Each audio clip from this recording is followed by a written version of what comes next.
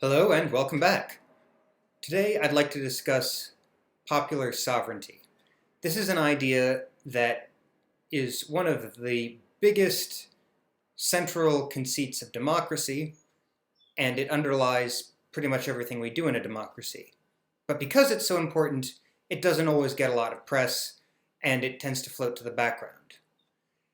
That can be a problem when populism starts to show up, or when we forget what we want of government and what we expect governments to do. So, what's popular sovereignty? Well, it's the notion that the people are sovereign. That is to say, they're in charge and are the ultimate authority. The governments we create are answerable to the people.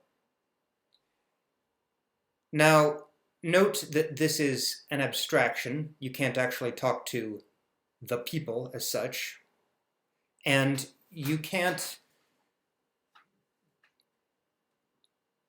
have the people actually rule directly, because, again, there's something that we have invented.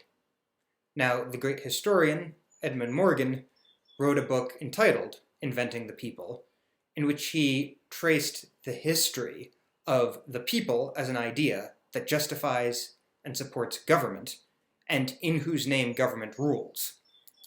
Prior to that tradition, in Great Britain, for instance, there was monarchy. The government, which was often mainly Parliament, would rule in the name of His Majesty or Her Majesty. Still to this day, the sovereign in Great Britain is nominally Her Majesty's government, the Parliament acting in the name of the Queen. But even in Great Britain today,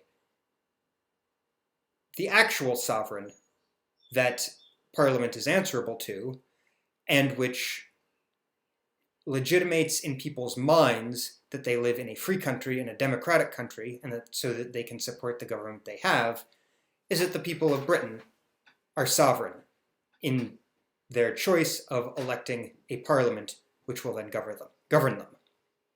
Here in the United States, we've made it even more explicit.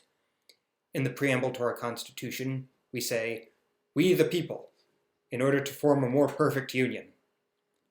And then the rest of the Constitution sets up the governing structure which will govern us. But we've created it, in theory, and we could change it or create something else. This is going to be very important when we discuss populism, the notion that the government we've created isn't actually doing what the people want. A radical challenge to democracy as it is in its most basic form, vox populi, vox Dei. The voice of the people is the voice of God.